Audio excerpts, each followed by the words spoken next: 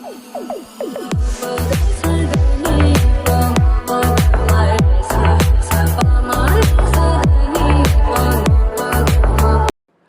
To channel. இன்னைக்கு நம்ம என்ன வீடியோ பார்க்க போறோம்னா எம்டிஎன் சேனல்ல இருந்து ரீல்ஸ் கொடுமைகள் அந்த வீடியோ தான் பார்க்க போறோம். அப்படியே பரக்க வீடியோக்கு லைக் பண்ணிடுங்க, புதுசா பாக்குறீங்கன்னா சப்ஸ்கிரைப் பண்ணிடுங்க. வாங்க வீடியோக்குள்ள போலாம். வணக்கம். சோ நம்ம இந்த வீடியோல என்ன பார்க்க போறோம்னா ரீல்ஸ் ரியாக்ஷன்.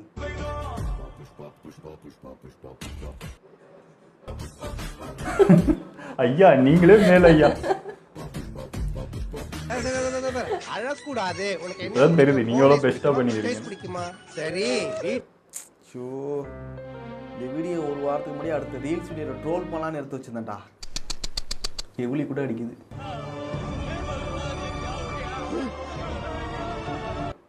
மூட நம்பிக்கை. ஆனா அந்த டான்ஸ் வீடியோக்கு அப்புறம் இதை ட்ரோல் பண்றதுக்கு எனக்கு அருகதையே இல்லை. தகுதி இறந்துட்டேன் இல்லையா இருக்கையா.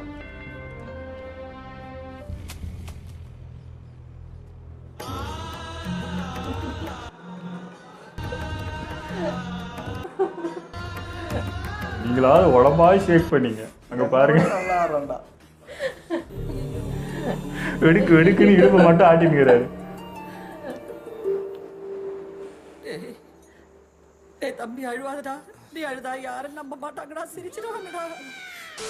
பாலையா புதுசா ஒரு சம்பவத்தை பண்ணிருக்காரு.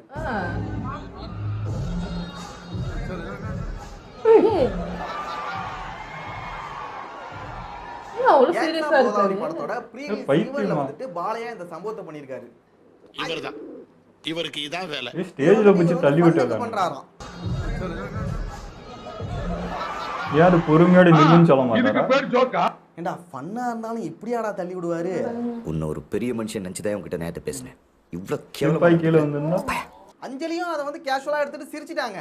சரி என்னடா பண்றது, இவர் பெரிய ஆக்டரா இருக்கனால அஞ்சலி சிரிச்சு சமாளிச்சு கேஷுவலா எடுத்துக்கிட்டாங்க. அவர் கொஞ்சம் லூஸ் மாதிரி தான், என்ன பண்றது மாதிரியே இருக்கணும்.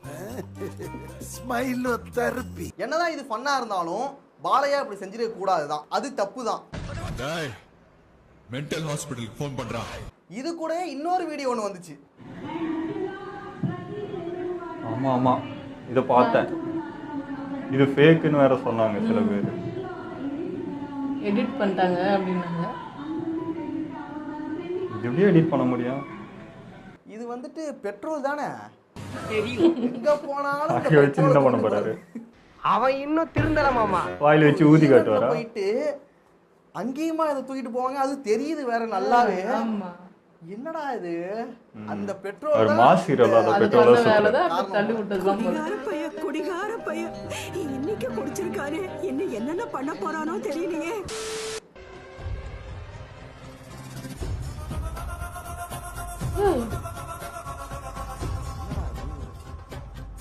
என்னங்க ஐயா, அதாவது பிராங்க் ஏதாவது பண்றாங்களா? பிராங்க் சிசி அட்வர்டைஸ்மெண்டா? ஆனா சிசிடிவில கிளியரா இருக்காது.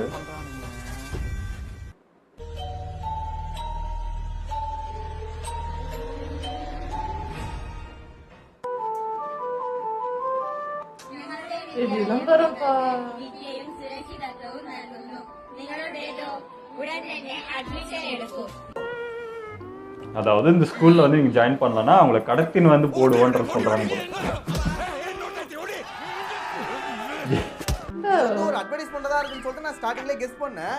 ஆனா இது ஒரு ஸ்கூலுக்கான அட்வர்டைஸ்மெண்ட். சத்தியமா நான் எதிர்பார்க்கலடா. பெரிய விஷயம்.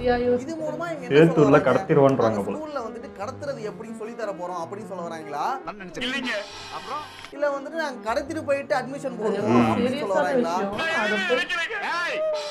கண்ணுல ஒண்ணு கிடைக்குது பிடிக்காது, நிறுத்து. இல்ல இந்த அட்வர்டைஸ்மெண்ட் பார்த்துட்டு எப்படி அந்த ஸ்கூல்ல சேர்க்கணும்னு தோணும். Meanwhile, ஆம்பளை பிள்ளை சார், மேல் சைல்ட், உடனே அவனுக்கு அட்மிஷன் போட்டுருங்க. 1.5 வயசுல தூக்கிட்டு வந்து உங்க காம்பவுண்ட்ல போட்டுறேன். இதே போல சிசிடிவி கான்செப்ட் வந்துட்டு நான் ரெஸ்டாரண்ட்டுக்கு பார்த்துருக்கேன், அப்புறம் ஒரு சில ஷாப்ஸ்க்கு நான் பார்த்துருக்கேன். ஆனா அதை ஸ்கூலுக்கான பண்ணுவீங்க எப்படி? நல்லா ரொம்ப அருமையான ஸ்கூல். அது கடத்துற மாதிரி. இனிமே எல்லாம் அப்படித்தான். அதில் நக்குல் இனிமே அப்படித்தான். ये कितना मस्त लग रहा है. मजा आएगा ना भिड़ो. என்ன இருந்துச்சு? क्या कह रहे थे नबी? ये ना अभी देखो ये यहाँ पे बैठ रही है, देखो जो बैठी हुई है और थोड़ा काम कर ஏய் என்னடா இது क्यों कितनी बदबू आ रही है यार इसमें से? அந்த இடத்துல யாருமே உக்காராம கிளீனா இருக்குது. டவுட் வரானா? மூந்து வரும். அதெல்லாம் சோப்பு போட்டு கழுவிட்டு அதுக்கப்புறம் கூட மோந்து பார்க்கலாம். ஏதாவது ஒரு ஸ்மெல் வருதாங்க.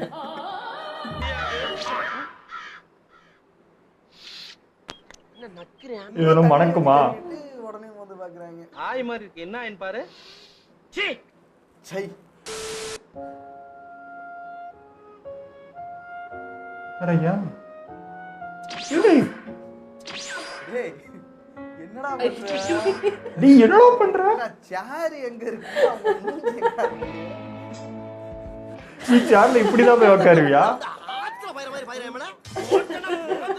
இல்லங்க அவன் வேணுனே தான் பண்ணிருக்கான். வேணுனே பிளான் பண்ணி மூஞ்சில ஏறி இருக்கான். இது ஷோ, அதுவும் டிவி ஷோ அது. என்ன இது இவ்வளவு மட்டமா பண்றீங்க அதுக்குன்னு? டேய் பாவண்டா அவங்க. No words. crying is only coming. மெய்யெழுத்துக்களை இப்படி சொன்னா தொப்பை வராதா? மெய்யெழுத்துக்களை சரியாக சொல்லும்போது யாருக்குமே தொப்பை வராது. அப்படியா? புதிய சிக்கியா ஆமா. இப்போ நீங்க மருத்துவர்கிட்ட போறீங்க, மருத்துவர்கிட்ட போய் நீங்க மருத்துவர் எனக்கு தொப்பை குறையணும் அப்படின்னு சொல்லும்போது மருத்துவர் என்ன சொல்வார், நீங்க வயிறை எக்கிக்கிட்டேவும் நடந்து போங்க, நடைப்பயிற்சி செய்யும் பொழுது வயிறை எக்கிக்கிட்டே நடங்கன்ற. அப்படிலாம் சொல்ல மாட்டாங்களே. வயிறை எக்கிக்கிட்டேலாம் நடக்க சொல்ல மாட்டாங்களே. மூச்சு முட்டி சாவ வேண்டியது. நம்ம வயிறை எக்கிட்டு நடக்கணும்னு அவசியம் கிடையாது. நம்ம இக் அப்படின்னு சொல்லி பாருங்க, வயிறு உள்ள போயிடும். பாப்போம், செக் பண்ணி பாப்போம். இக் இங் இச் இஞ்ச் இப் இம். ஆமா நான் சொல்லி பார்த்தேன். இருக்கு இக் இங்க தப்பு லைட்டா ஆடுதா, ஆனா குறைஞ்சிருமா? சொன்னா லைட்டா தொப்பை உள்ள போகுதுதான், உள்ள போயிட்டு தான் வருது வயிறு. முள்ளண்டா இக் ஒவ்வொரு எழுத்தையும் சொல்லி பாருங்க, வயிறு உள்ள போயிட்டு போயிட்டு வரும். அப்போ நமக்கு அந்த மாதிரியா நம்ம எழுத்துக்களே இருக்கும்போது நம்ம ஏன் வயிறு எக்கிக்கிட்டே நடக்கணும்? இம் இப் ம் இ. அப்போ வந்துட்டு நம்ம மெய் எழுத்துக்களை டெய்லி சொல்லிக்கிட்டு இருந்தா நமக்கு தொப்பையே வராதான். இக் இங் இச் இஞ்ச் இப். நாம வந்துட்டு இல்ல சொல்ல முடியாது, உண்மையா கூட இருக்கலாம். ட்ரை பண்ணி பார்த்துட்டு அதுக்கப்புறம் அப்பா அதுக்கு இது எத்தனை வருஷம் உட்கார்ந்து உடம்பு பண்ணுங்க? குறைக்கிறேன். என்னடா ஒரே நாள்ல அழைச்சிட்ட? ஜிம்முக்கு போறமா? அவன் எக்ஸசைஸ் பண்ணியே முடியல. ஏய் என்ன?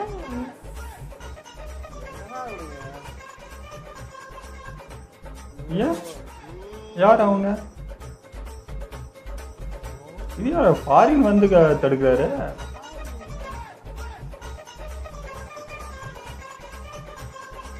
ஃபாரின்ல இருந்து கார்டியனா இவங்களுக்கு? இவங்களுக்கு ஒரு அசிஸ்டன்ட் வேற இருக்காரு.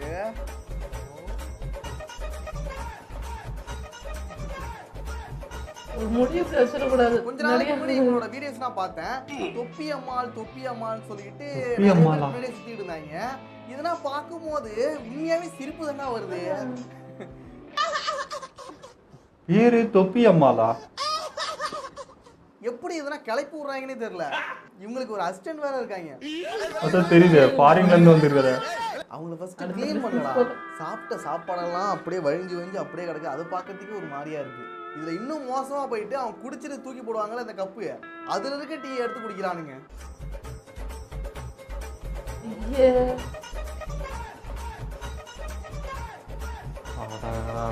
எப்பா சாமி, இதான் அவங்க செட்டப் பண்ண ஆளா இருக்குமோ? அவங்க ஏதோ வெயிலுக்கு ஏதோ தொப்பி போட்டுருக்காங்க போல, தொப்பி அம்மாள் மாத்திட்டாங்கடா. அதை இன்னும் கொஞ்ச நாள்ல தொப்பி அம்மாள் ஆலயன்னு ஆரம்பிச்சு தொப்பி கொடுக்க ஆரம்பிச்சிடுவானுங்க. ஆமா இது தொப்பி போட்டாலும் நல்லது நடக்கும். எத்தனை வருஷமா இங்க இருக்காரு? 300 வருஷமா இங்க தான் இருக்காரா? அவங்களுக்கு சாப்பாடு கொடுக்கறது, அப்புறம் அவங்களுக்கு ஹெல்ப் பண்றது வந்து நல்ல விஷயம் தான். ஆனா அவங்கள வந்து சாமியா நினைச்சுக்கிட்டு அதான் இவங்களை வச்சு பிசினஸ் நடத்துவாங்க. சுத்திட்டு இருக்குல்ல, அதுதான் ரொம்ப மூட நம்பிக்கையா இருக்கு. ஒருவேளை நான் தெரியாமல் ஏதாவது பேசியிருந்தால் நான் மன்னிப்பு கோருகிறேன். அப்படி பேசியிருக்க மாட்டேன். ஒருவேளை நான் அப்படி பேசியிருக்கலாம் ஐயா. நான் என்ன பேசினேன்னு தெரியல. சாமி கண்ணை குத்திக்கணும். சிருஷ்டிகர்த்தா, நீங்களும் ஒரு கடவுள் தான்.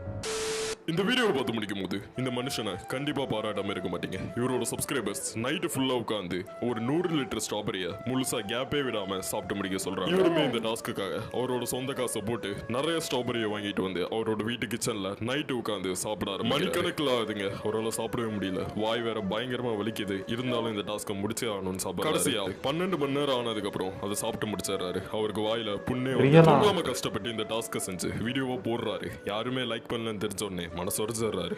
இந்த ஒரிஜினல் வீடியோவை நான் ஆல்ரெடி பார்த்துருக்கேன்டா. சொல்றது எல்லாமே போயிங்க. அவர் வந்து உங்ககிட்ட சொன்னாரு எனக்கு வந்து லைக் வரல, அவ்வளவு சாப்பிட முடியுமா? நான் சோகமா இருக்கேன். நீ அந்த ஆள் இங்கிலீஷ்ல பேசினாக்க அவர் என்கிட்ட இங்கிலீஷ்ல பேசினாரு, நான் அவர்கிட்ட தமிழ்ல பேசினேன். அந்த ஒரிஜினல் வீடியோ வந்து இன்ஸ்டால போட்டிருக்காரு. 1.7 மில்லியன் லைக்ஸ் வந்திருக்கு. வியூஸ் மட்டுமே கிட்டத்தட்ட 42 மில்லியன் வியூஸ் வந்திருக்கு. இவன் என்னன்னா கதை விட்டுட்டு கிடக்கான். இவனுக்கு லைக் வேணா தானே முடிக்கும் போது இந்த இப்படிலாம் சொன்னாதான் இவனுக்கு லைக்ஸ் வருமா? இவங்க லைக் போட்டு போயிடுவாங்க. அட்லீஸ்ட் உண்மையாவே சொல்லாங்கடா. என்ன யோசிக்கிற? இல்ல உண்மை சொல்லுங்க யோசிக்கிறேன். நான் ஏதோ இந்த வீடியோ பார்த்ததுனால இது சொல்றேன். இது ஒரு சாம்பிள் தான். இவன் இது மாதிரி எத்தனை வீடியோ பண்ணிருப்பான், இது போல எத்தனை பேர் பண்ணிட்டு இருப்பானுங்க. ஷார்ட்ஸ் பக்கம் போனாலே இது மாதிரி வீடியோ தான் வருது. இந்த மாதிரி லைக் போடுங்க நீ அவங்க வாங்கிக்கிறது.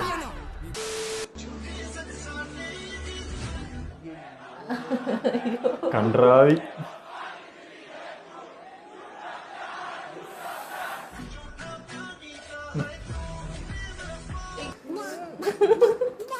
நார்மலா மனுஷனுக்கு வரது ஒரு சாதாரண விஷயம் தான். அரிப்பீங்களடா, அது வேலையை காமிச்சிருச்சு. புரிஞ்சிக்க வேண்டியதானே. அதை வந்துட்டு அவன் மேலாப்புல சொன்னா கூட பரவாயில்ல. உள்ள விட்டு கிண்டுறானே அவன். சரி உள்ள விட்டு சொரிஞ்சிட்டேன். அதை வந்து வாஷ் பண்ணா கூட பரவாயில்ல, சோப்பு போட்டு நல்லா க்ளீன் பண்ணா கூட பரவாயில்ல. அப்புறம் இதுக்குள்ள விட்டு சொரியிறது, இதுல விட்டு சொரியிறது. நமக்குலாம் இந்த விஷயம் தெரியாம சாப்பிட்டா கூட ஜாலியா. நான் எங்கி எதுவுமே வாங்க மாட்டேன்டா, பசியில சாவறேன்டா. உங்ககிட்ட இருந்து வாங்கி சாப்பிட மாட்டேன் நான். இதுவே போதும். அதுவும் இப்படி ஓபன் பிளேஸ்ல இப்படி பண்ணிட்டு இருக்கான். அவனுக்கு என்ன கஷ்டமோ. அங்க மாப்பிளை பாரு. ஐயோ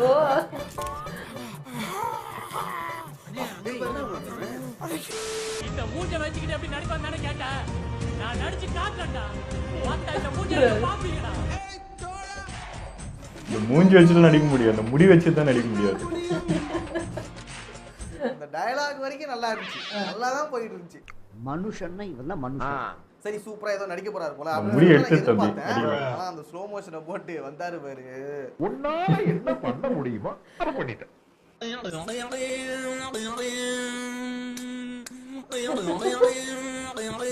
இப்படி பாக்குறப்ப வழக்கன் மேல தோணுது. பெரிய செலிபிரிட்டியாகி காலேஜ் சீஃப் கெஸ்டா கூட வருவாரு.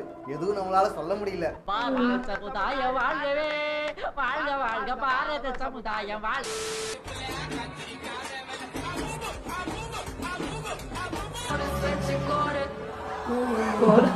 வா தம்பி ஏறு வண்டியில.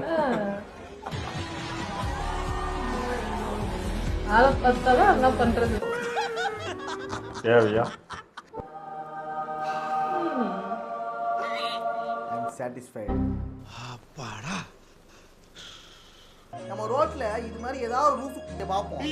எல்லாம் அடிச்சு வெளுக்குண்டா அப்படின்னு தோணும். ஆனா நம்மளால பண்ண முடியாது. ஏன்னா நமக்கு இந்த நேக்காலம் சண்டை போட தெரியாது. கொஞ்சம் முரட்டுத்தனமா அடிப்பேன். எப்படி 2-3 டெத் கன்ஃபார்ம் ஆயிடும். ஆனா இந்த இடத்துல போலீஸ் வரும்போது அது பாக்கும்போது சந்தோஷமா இருக்கு. அத கண் கூட பார்த்தனா சந்தோஷம் தாங்க முடியல.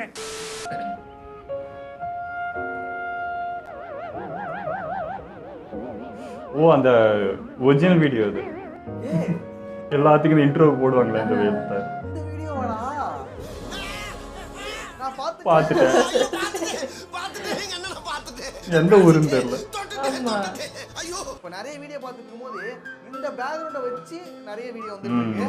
இப்போதானே இப்ப கூட போட்டாரு அந்த மாதிரி பாக்குறேன். நல்லா இருக்குடானா. ஒரிஜினல் இடமே நல்லா தான் இருக்கு. ஆனா இந்த எம்பிஎன் ப்ரோ மட்டும் எப்பவுமே இப்படிதான் பண்றாரு. சொல்லாம அவர் போய் டக்குன்னு போயிடுறாரு. என்னடா இது அடுத்த வீடியோ பாத்துங்கிற அவர் பாட்டுக்கு போயிடுறாரு. ஆனா இந்த பாலையை மட்டும் ஏன் அப்படி பண்றதோ தெரியல. இது வந்து இப்போ ஷூட்டிங்ல அங்க மாதிரி இந்த இடத்துல பண்றது வந்து ஃபன்னா இருக்கும். இது வந்து ஸ்டேஜ்ல எல்லாமே உங்களை நோக்கி தான் எல்லாமே பார்த்துட்டு இருக்காங்க. அங்க போய் இப்படி தள்ளி விடுறது, ஆஷா நடந்துக்கிறது, இது வந்து ஃபன்னு கிடையாது. ஒரு பெண்ணு அவங்க ஹீரோயினி அப்படின்றது இது வந்து இருக்கணும் கொஞ்சமாவது. இது வந்து ஒரு மாதிரி ரஃப்பாக இருக்கு. ஆமா, ரூடா இருக்கிறது எப்படி, கேஷுவலா இருக்கிறதெல்லாம் எப்படி காமெடி ஆகும்னு தெரியல. அவங்க வேற வழி இல்லாம அதை சிரிச்சுட்டு அப்படி போறாங்க. பட் அது தெரியும் நமக்கு, வேற வழி இல்லாம தான் சிரிக்கிறேன் அப்படின்றது நமக்கே அப்பட்டமா தெரியுது. ஒரு ஸ்டேஜ்ல எப்படி நடந்துக்கணும் கூட அவருக்கு தெரியல. இரிட்டேட்டிங்கா இருக்கு அதை பார்க்கும்போது. இது என்னமோ நம்ம ஊர்ல இப்படி பண்ணியிருந்தா எல்லாரும் அவ்வளோதான் பிரிச்சுட்டு இருப்பாங்க. அந்த ஹீரோ எல்லாரும் அந்த ஹீரோயின் கிட்ட மன்னிப்பு கேட்குற வரைக்கும் விட்டுருக்க மாட்டாங்க, வச்சு செஞ்சுருப்பாங்க. ஆனால் அங்கே வந்து இப்படி தான் அவர் அவர் பிஹேவியர் அப்படி தான் நடந்துப்பாரு, நீங்களா அதுக்கு வந்து அக்செப்ட் ஆகிட்டு அவருக்கு ஏற்ற மாதிரி நடந்துக்கணும் அப்படின்ற மாதிரி இருக்குது. அப்புறம் அந்த சேர் விஷயம் கூட அதான், அந்த உட்காருது சீட்டு கீழே இருக்கு, நீங்கள் ஏன் சார் பாஞ்சிக்கணும் போய் உட்காந்து நிற்கிறீங்கன்றது எனக்கு தெரியல. அது ஒரு மாதிரி ஆக்வர்டாக இருந்துச்சுங்க, நல்லாவே இல்லை. அது ஷோவா டிவி ஷோவா எந்த ஊருதுன்னு தெரியல. அது ரொம்ப மட்டமான ஒரு செயல். அது வந்து ஒரு பையன்கிட்ட அப்படி அந்த மாதிரி பண்ணியிருந்தாலும் நம்மளுக்கு வந்து அது ஒரு மாதிரி ஆக்வர்டாக தான் இருக்கும். ஒரு பொண்ணு அது அப்படி போய் ஏறி அப்படி இது பண்ணுறதுலாம் வந்து ஃபன்னே கிடையாது. இது சுலபமாக இதுக்கு இதுவே எடுத்துருக்கணும்.